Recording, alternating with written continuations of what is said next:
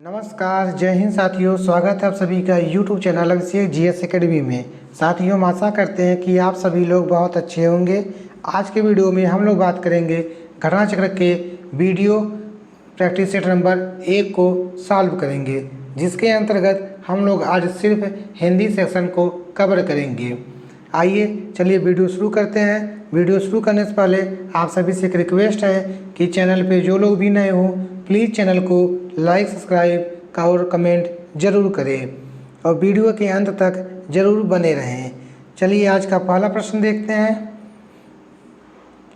आज का पहला प्रश्न है, निम्नलिखित में से किसका प्रयोग सरकारी स्तर पर अधिकतर भारतीय गजटों में प्रकाशित सरकारी नियम, आदेश, अधिकार और नियुक्तियों की सूचना के प्रसंग में होता है?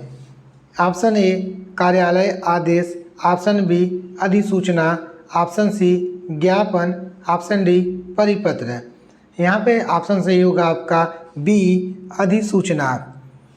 अधिसूचना का प्रयोग सरकारी स्तर पर अधिकतर भारतीय गजटों में प्रकाशित सरकारी नियम, आदेश, अधिकार और नियुक्तियों की सूचना के प्रसंग में प्रयोग किया जाता है। ऑप्शन सही होगा यहाँ पे बी अधिसूचना। नेक्स्ट प्रश्न है, पृथ्वीराज रासो हिंदी साहित्य के किस काल में लिखा गया? ऑप्शन ए आदिकाल, ऑप्शन बी भक्ति काल, ऑप्शन सी रीतिकाल, ऑप्शन डी आधुनिक काल। पृथ्वीराज रासो हिंदी साहित्य के आदिकाल में लिखा गया था। ऑप्शन सही हुआ यहाँ पे ए आदिकाल।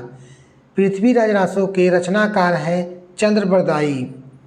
पृथ्वीराज रासो के रचनाकार हैं चंद्रप्रदायी। नेक्स्ट है, गौ शब्द का वचन पहचानिए।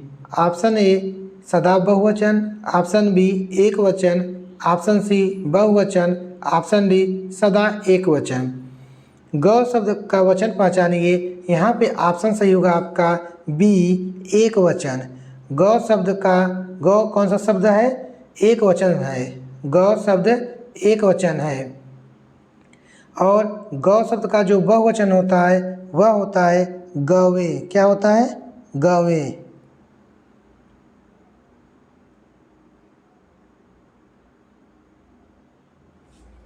आइए नेक्स्ट प्रश्न देखते हैं। हिंदी वर्णमाला में व्यंजनों की संख्या है। Option A 32, option B 34, option C 33, option D 36। Hindi वर्णमाला में मूल व्यंजनों की संख्या 33 है। यहाँ पे आपका ऑप्शन सही होगा सी 33। हिंदी में वर्णमाला में जो मूल व्यंजन है उनकी संख्या कितनी है? 33 है। आइए नेक्स्ट देखते हैं। निम्नलिखित में से एक शब्द अशुद्ध है। ऑप्शन ए दैहिक, ऑप्शन बी नौकरी, ऑप्शन सी प्रौढ़, ऑप्शन डी पौरुष। यहाँ पे हमारा ऑप्शन जो सही होगा वो ऑप्शन सही होगा यहाँ पे बी नौकरी। नौकरी जो है यह अशुद्ध रूप में लिखा गया है। इसका शुद्ध रूप होता है नौकरी। क्या होता है? नौकरी। नेक्स्ट है, कौन सी वर्तनी ठीक है या कौन सी वर्तनी शुद्ध है? ऑप्शन ए रचयिता, ऑप्शन बी रचिता, ऑप्शन सी रचयिता, ऑप्शन डी रचयिता। यहाँ पे जो वर्तनी ठीक है या शुद्ध वर्तनी है वह है आपका सी रचयिता। ऑप्शन सही होगा सी रचयिता। नेक्स्ट प्रश्न है, गायक का संधि विच्छेद है। गायक का संधि विच्छेद क्या होगा? ऑप्शन ए आपका गा धन यक, ऑप्शन बी गाय धन इक, ऑप्शन सी गय धन अक, ऑप्शन डी ग धन आयक। गायक का जो संधि विच्छेद होगा वह है आपका गय धन अक। यहाँ पे ऑप्शन सही होगा आपका सी गय धन अक। गायक का संधि विच्छेद होगा गय धन अक। गायक शब्द में अयादि स्वर संधि है। गायक शब्द में कौन सी संधि है? अयादि स्वर संधि है। नेक्स्ट है, नाभिक का सही संधि विच्छेद है। ऑप्शन ए नौ धन बिक, ऑप्शन बी ना धन बिक, ऑप्शन सी नौ धन इक, ऑप्शन डी न धन आबिक। नाभिक का जो सही संधि विच्छेद होगा वह क्या है? वह होगा आपका नौ धन इक। यहाँ पे ऑप्शन सही होगा आपका सी नौ धन इक। नाभिक जो है वह कौन सी संधि है? नाभिक जो शब्द है वह अयादि स्वर संधि है। अगर कोई पूछे नाभिक कौन सी संधि है, नाभिक अयादि स्वर संधि है। नेक्स्ट है आमरण में कौन सा समास है? ऑप्शन ए तत्पुरुष समास, ऑप्शन बी अव्ययीभाव समास, ऑप्शन सी द्वंद्व समास, ऑप्शन डी द्विगु समास। आमरण शब्द में कौन सा समास है? तो आमरण शब्द में अव्ययीभाव समास है। कौन सा समास है? अव्ययीभाव समास है। ऑप्शन सही होगा आपका बी अव्ययीभाव समास। नेक्स्ट है कौन सा शब्द कर्मधारय समास नहीं है? ऑप्शन ए नीलगाय, ऑप्शन बी प्रिय सखा, ऑप्शन सी कृताकृत, ऑप्शन डी विद्याभ्यास। कौन सा शब्द कर्मधारय समास नहीं है? यहाँ पे जो ऑप्शन सही होगा वह ऑप्शन सही है आपका डी विद्याभ्यास। विद्याभ्यास जो है वह तत्पुरुष समास है। विद्याभ्यास क्या है? यह तत्पुरुष समास है। जबकि आपका नीलगाय, प्रिय सखा और कृताकृत ये तीनों आपका कर्मधारय समास है। कौन सा समास है? कर्मधारय समास है। नेक्स्ट है उपसर्ग वह शब्दांश है जो, बताना है उपसर्ग वह शब्दांश है जो ऑप्शन ए किसी शब्द के बाद में जुड़ता है, ऑप्शन बी है किसी शब्द के मध्य में जुड़ता है, ऑप्शन सी किसी शब्द के आगे जुड़ता है, ऑप्शन डी शब्द में कहीं भी जुड़ सकता है। उपसर्ग वह शब्दांश है जो किसी शब्द के आगे जुड़ता है। कहाँ जुड़ता है? किसी शब्द के आगे जुड़ता है। यहाँ पे ऑप्शन सही होगा आपका सी। उपसर्ग वह शब्दांश है जो किसी शब्द के आगे जुड़ता है। नेक्स्ट है अलंकार में किस उपसर्ग का प्रयोग है? अलंकार शब्द में किस उपसर्ग का प्रयोग है? ऑप्शन ए अल, ऑप्शन बी अल, ऑप्शन सी अलन, ऑप्शन डी अलम। अलंकार शब्द में किस उपसर्ग का प्रयोग है? यहाँ पे ऑप्शन जो सही होगा वह सही है आपका डी अलम। अलंकार शब्द में अलम उपसर्ग का प्रयोग हुआ है। नेक्स्ट है प्रत्यय होता है। प्रत्यय होता है ए शब्दांश, बी वाक्यांश, सी पदांश, डी पद्यांश। प्रत्यय क्या होता है? प्रत्यय क्या होता है? यह एक शब्दांश होता है। यहाँ पे ऑप्शन सही होगा आपका ए शब्दांश। प्रत्यय अविकारी शब्दांश होते हैं। क्या होते हैं? अविकारी शब्दांश होते हैं। प्रत्यय शब्द के अंत में जोड़े जाते हैं। प्रत्यय शब्द के अंत में जोड़े जाते हैं और उसके अर्थ में विशेषता प्रकट करते हैं। प्रत्यय का अपना कोई अर्थ नहीं होता है। कहने का अर्थ है प्रत्यय जो होता है वह शब्द के अंत में, किसी भी शब्द के अंत में जोड़े जाते हैं और जिस शब्द के अंत में जोड़े जाते हैं उनके अर्थ में एक विशेषता प्रकट करते हैं और प्रत्यय का अपना कोई भी अर्थ नहीं होता है। आइए नेक्स्ट प्रश्न देखते हैं। निम्नलिखित विकल्पों में से तत्सम शब्द का चयन करें। निम्नलिखित विकल्पों में से तत्सम शब्द का चयन करें। ऑप्शन ए अंश, ऑप्शन बी अंश, ऑप्शन सी अस, ऑप्शन डी अस। तो यहाँ पे ऑप्शन जो सही होगा वह ऑप्शन सही है हमारा बी अंश। अंश शब्द जो है वह तत्सम शब्द है। आइए नेक्स्ट देखते हैं।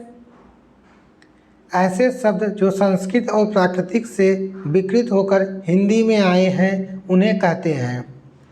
ऐसे शब्द जो संस्कृत और प्राकृतिक से विकृत होकर हिंदी में आए हैं उन्हें कहते हैं। ऑप्शन ए तत्सम, ऑप्शन बी देशज, ऑप्शन सी विदेशी, ऑप्शन डी तद्भव।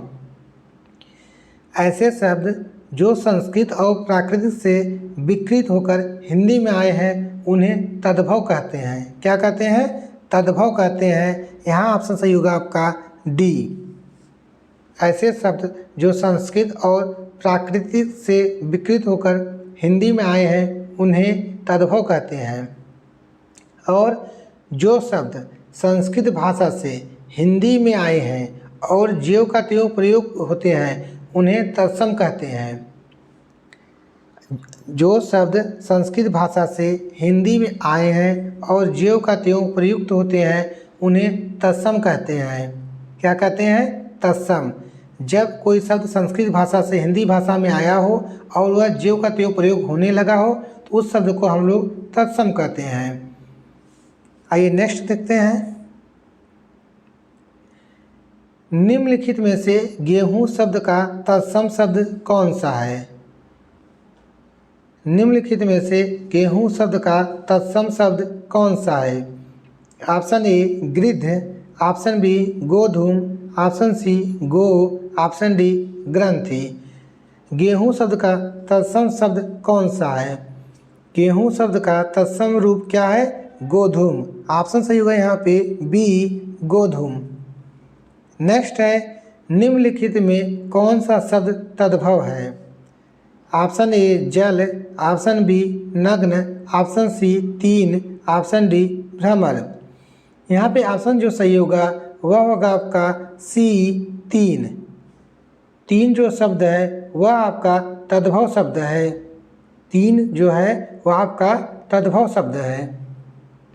जबकि आपका नग्न और भ्रमर ये दोनों आपका तत्सम शब्द हैं। नग्न और भ्रमर आपका तत्सम शब्द है।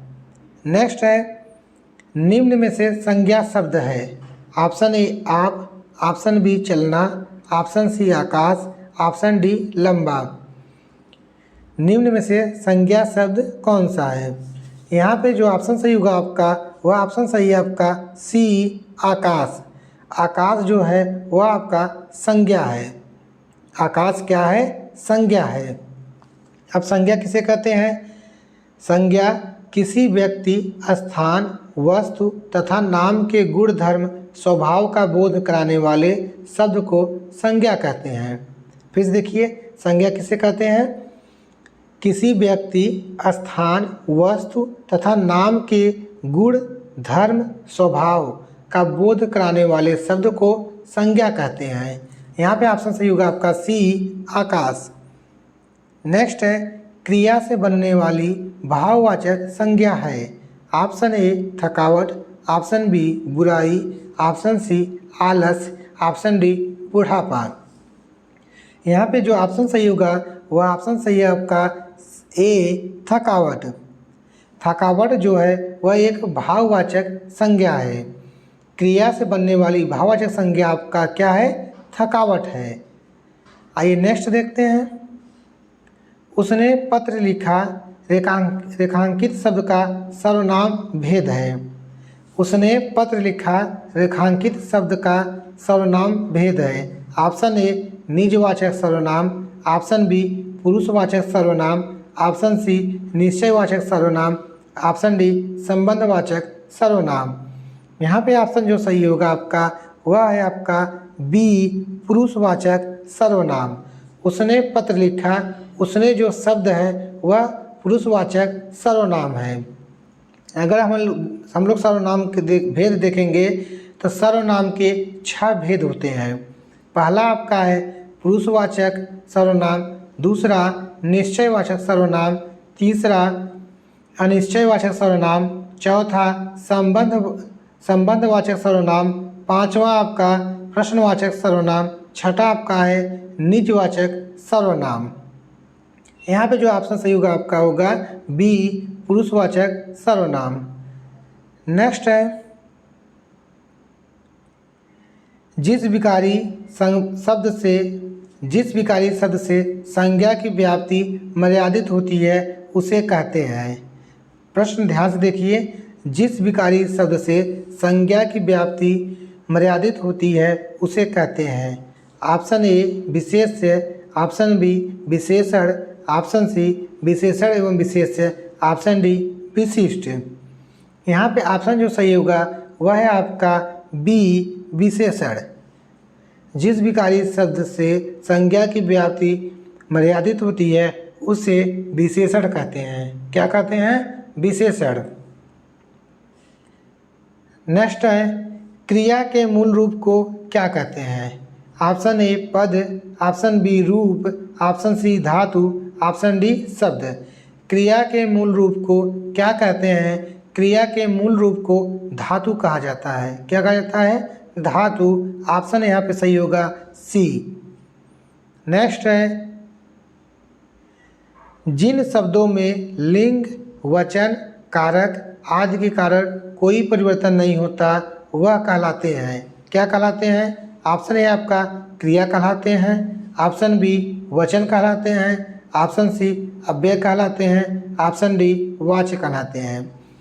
जिन शब्दों में लिंग, वचन, कारक आदि के कारण कोई परिवर्तन नहीं होता है वह अव्यय कहलाते हैं। क्या कहलाते हैं?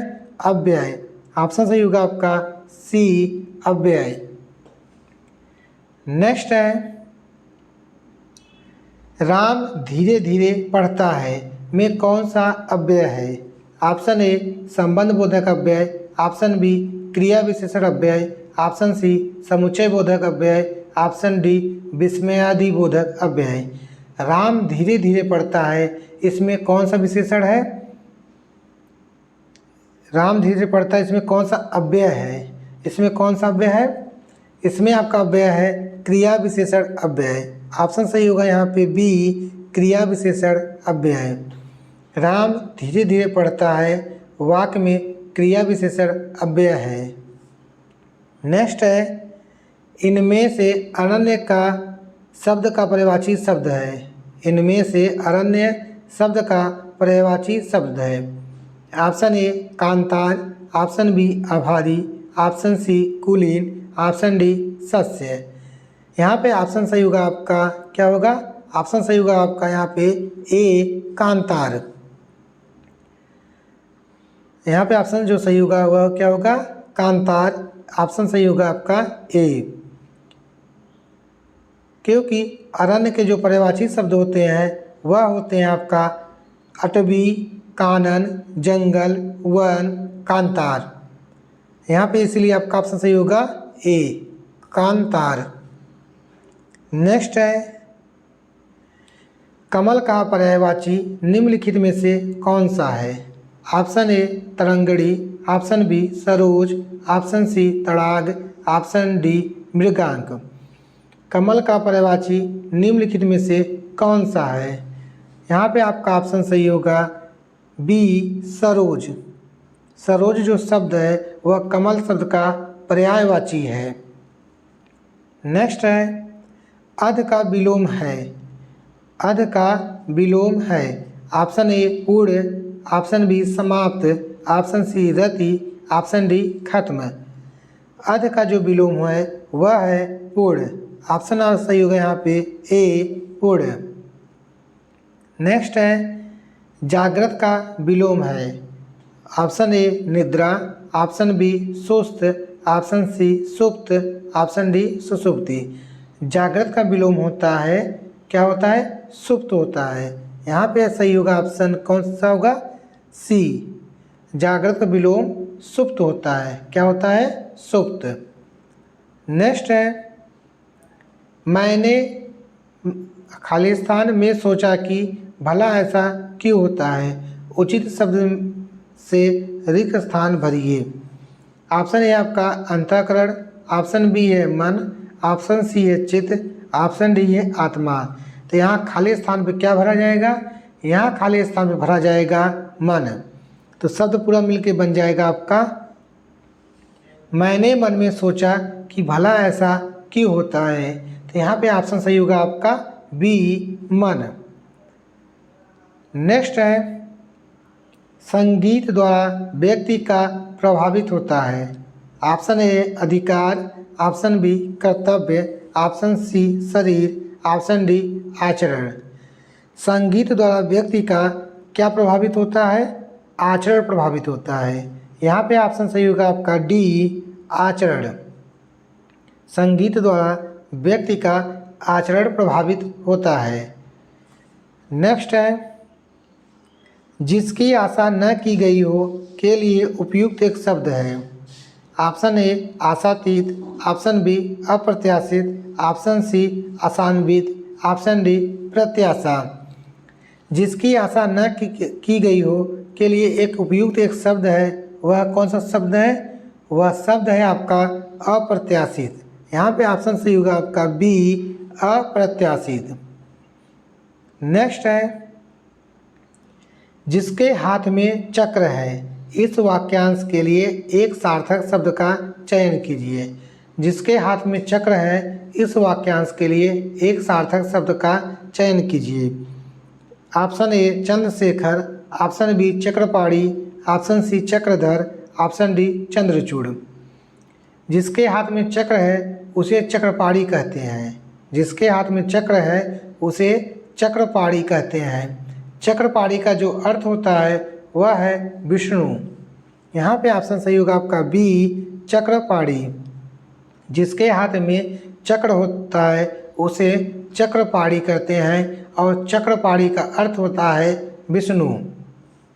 चंद्रशेखर, चंद्रशेखर जिसके सिर पर चंद्रमा हो अर्थात भगवान शिव।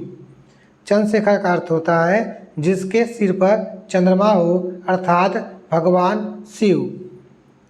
चक्रधर, चक्रधर होता है चक्र को धारण करने वाला अर्थात भगवान विष्णु। नेक्स्ट है चंद्रचूड़। चंद्रचूड़ जिसके बालों में चंद्रमा हो या जिसके चूड़ा में चंद्रमा हो अर्थात भगवान शंकर को कहा जाता है चंद्रचूड़। चंद्रशेखर और चंद्रचूड़ दोनों शब्द भगवान शंकर के लिए प्रयोग किया जाता है। नेक्स्ट प्रश्न है, अक्ल पर पत्थर पड़ना मुहावरे का अर्थ है। अक्ल पर पत्थर पड़ना मुहावरे का अर्थ होता है, क्या होता है? अक्ल पर पत्थर पड़ना मुहावरे का अर्थ होता है बुद्धि भ्रष्ट होना। ऑप्शन सही हुआ यहाँ पे सी बुद्धि भ्रष्ट होना। नेक्स्ट है, गोद में लड़का शहर भर में ढिढोरा मुहावरा का सही अर्थ है। गोद में लड़का शहर भर में ढिढोरा मुहावरे का जो अर्थ होता है वह है पास में वस्तु रहते हुए चारों ओर खोजना। यहाँ पे ऑप्शन सही होगा सी पास में वस्तु रहते हुए चारों ओर खोजना। नेक्स्ट है, अकेला चना भाड़ नहीं फोड़ता का अर्थ है। अकेला चना भाड़ नहीं फोड़ता का अर्थ होता है अकेला व्यक्ति शक्तिशाली नहीं होता। यहाँ पे ऑप्शन सही है आपका सी अकेला व्यक्ति शक्तिशाली नहीं होता। अकेला चना भाड़ नहीं फोड़ता का अर्थ होता है अकेला व्यक्ति शक्तिशाली नहीं होता। नेक्स्ट है, जब पानी बरसता है तब मेढक बोलते हैं में जब पानी बरसता है कौन सा वाक्य है? जब पानी बरसता है तब मेढक बोलते हैं में जब पानी बरसता है कौन सा वाक्य है? यहाँ बताना है जब पानी बरसता है वह कौन सा वाक्य है। ऑप्शन ए है संज्ञा उपवाक्य, ऑप्शन बी विशेषण उपवाक्य, ऑप्शन सी क्रिया विशेषण उपवाक्य, ऑप्शन डी क्रिया उपवाक्य। जब पानी बरसता है इसमें कौन सा वाक्य है? इसमें आपका है कौन सा?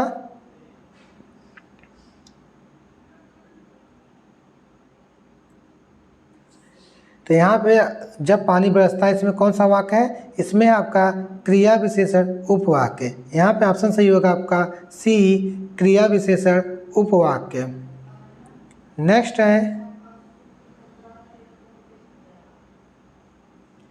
निम्नलिखित में से मिश्र वाक्य का चयन कीजिए।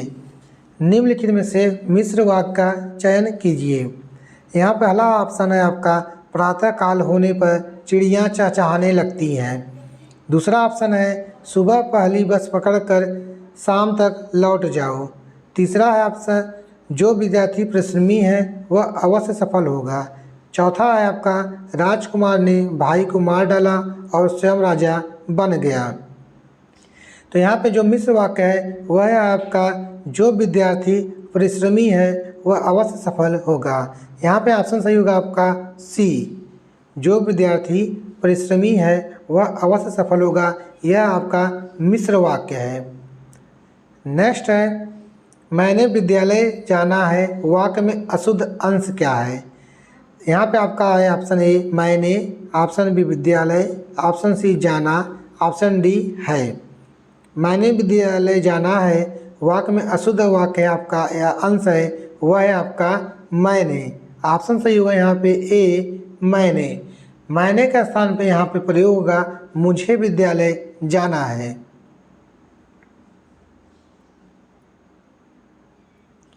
नेक्स्ट है, वाच्य कितने प्रकार के होते हैं?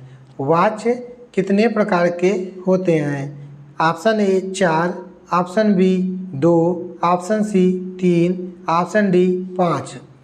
वाच्य जो होते हैं वह कितने प्रकार के होते हैं? वाच्य आपके 3 प्रकार के होते हैं। ऑप्शन सही होगा यहाँ पे सी 3। प्रयोगों के अनुसार वाच्य के 3 प्रकार होते हैं या 3 भेद होते हैं। आपका पहला है कर्तवाच्य, दूसरा कर्मवाच्य, तीसरा भाववाच्य। नेक्स्ट है, निम्न में कर्ता कारक का परसर्ग कौन है? आपको बताना है कर्ता कारक का परसर्ग कौन सा है। ऑप्शन ए को, ऑप्शन बी ने, ऑप्शन सी से, ऑप्शन डी में। कर्ता कारक का परसर्ग कौन सा है? तो कर्ता कारक का परसर्ग है आपका ने। ऑप्शन सही होगा आपका बी, कर्ता ने। नेक्स्ट है, हरिमोहन अपनी बहन को पुस्तक देता है, वाक्य में रेखांकित पद में कौन सा कारक है? बहन को पुस्तक देता है, इसमें कौन सा कारक है? ऑप्शन ए कर्म कारक, ऑप्शन बी संप्रदान कारक, ऑप्शन सी संबंध कारक, ऑप्शन डी अधिकरण कारक। हरिमोहन अपनी बहन को पुस्तक देता है, वाक्य में रेखांकित पद में कौन सा कारक है? तो यहाँ पे आपका संप्रदान कारक है। ऑप्शन सही होगा आपका बी संप्रदान कारक। संप्रदान कारक में कर्ता द्वारा जिस संज्ञा के लिए कोई कार्य किया जाए, जिसे कुछ दिया जाए, वहाँ पे संप्रदान कारक होता है। जब कर्ता द्वारा किसी संज्ञा के लिए कोई कार्य किया जाए, जिसे कुछ या किसी को कुछ दिया जाए, वहाँ पर संप्रदान कारक होता है। नेक्स्ट है, अपवाद को छोड़कर वर्णमाला के अक्षरों के नाम किस लिंग में होते हैं? अगर अपवाद को हम लोग छोड़ दें तो वर्णमाला के अक्षरों के नाम किस लिंग में होते हैं?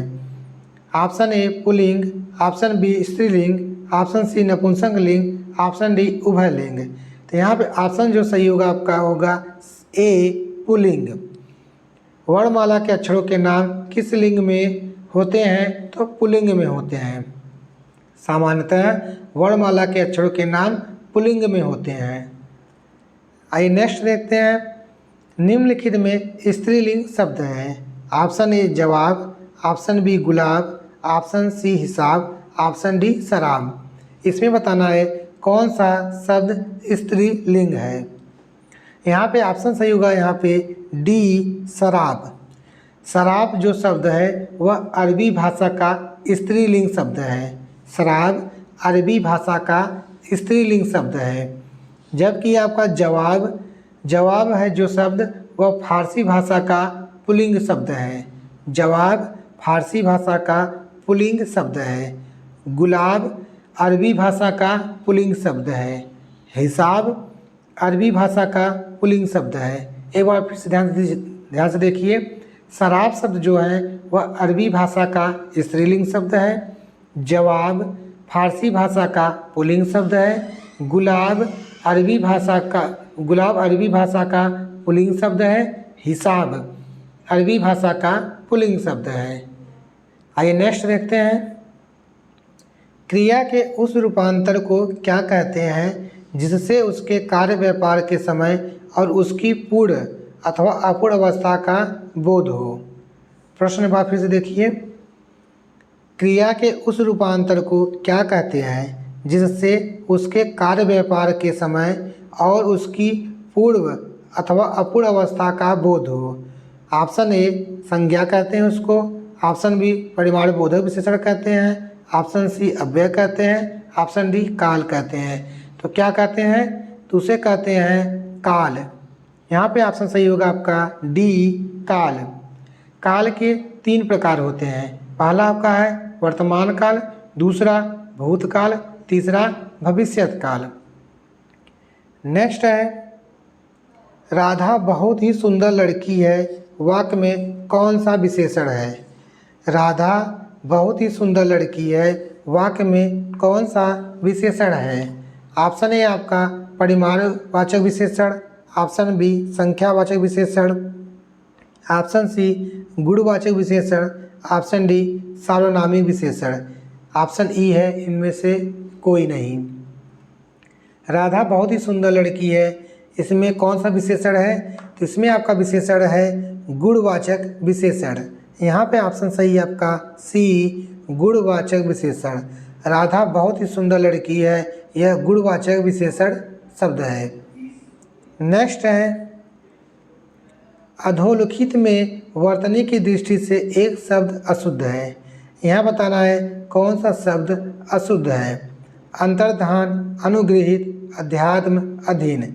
यहाँ पे ऑप्शन जो सही है आपका सी है आध्यात्म। यह गलत वर्तनी के रूप में लिखा गया है या यह अशुद्ध रूप में लिखा गया है। नेक्स्ट है कन्नड़ का संबंध किस भाषा परिवार से है। कन्नड़ का संबंध किस भाषा परिवार से है। ऑप्शन ए आर्य भाषा परिवार, ऑप्शन बी द्रविड़ भाषा परिवार, ऑप्शन सी देव भाषा परिवार, ऑप्शन डी भारोपी भाषा परिवार। कन्नड़ का संबंध किस भाषा परिवार से है, तो वह है आपका द्रविड़ भाषा परिवार। ऑप्शन सही होगा यहाँ पे बी द्रविड़ भाषा परिवार। नेक्स्ट है निम्नलिखित भाषाओं को उनके विकास क्रम में व्यवस्थित कीजिए। पहला आपका है प्राचीन संस्कृत, दूसरा सौरसेनी, तीसरा लौकिक संस्कृति, चौथा आपका पश्चिमी हिंदी। भाषाओं का अगर विकास क्रम को हम लोग देखेंगे तो सबसे पहले आपका आता है पहले नंबर पे प्राचीन संस्कृत, दूसरे नंबर पे लौकिक संस्कृत, तीसरे पे सौरसेनी, चौथे पे पश्चिमी हिंदी। तो यहाँ पे आपका ऑप्शन जो सही होगा वह है आपका ए। कौन सा ऑप्शन, ऑप्शन ए सही होगा। पहले नंबर आपका प्राचीन संस्कृति, दूसरे पे लौकिक संस्कृत, तीसरे पे आपका है सौरसेनी, चौथे पे आपका पश्चिमी हिंदी। नेक्स्ट है मास कंजप्शन का हिंदी पर्याय कौन सा है। मास कंजप्शन का हिंदी पर्याय कौन सा है। पहला आपका है भार प्रयोग, दूसरा जनसंचार, तीसरा व्यापक उपभोग, चौथा व्यापक प्रतिरक्षण। मास कंजप्शन का जो पर्याय है वह होता है आपका क्या है, वह आपका व्यापक उपभोग। मास कंजप्शन का हिंदी पर्याय क्या होता है, व्यापक उपभोग। ऑप्शन सही होगा यहाँ पे सी व्यापक उपभोग। नेक्स्ट है भाव युक्त शुद्ध अनुवाद चुनिए। I was overjoyed. भाव युक्त अनुवाद को चुनिए। I was overjoyed. ऑप्शन है आपको बताना है आई वाज ओवरजॉयड का हिंदी में अनुवाद क्या होगा। पहला ऑप्शन है आपका मैं उल्लसित था, ऑप्शन बी है आपका मैं खुशी से ऊपर था, ऑप्शन सी मेरा दिल बाग बाग हो गया, ऑप्शन डी मेरी खुशी ज़्यादा थी। आपको बताना है आई वाज ओवरजॉयड, इसका भावयुक्त अनुवाद क्या होगा। यहाँ पे जो भावयुक्त अनुवाद होगा वह होगा आपका मेरा दिल बाग बाग हो गया। यहाँ ऑप्शन सही होगा आपका सी मेरा दिल बाग बाग हो गया। तो साथियों आज के लिए इतना ही। अगर वीडियो आपको अच्छी लगे तो प्लीज़ चैनल को लाइक, सब्सक्राइब और कमेंट ज़रूर कीजिएगा। जय हिंद।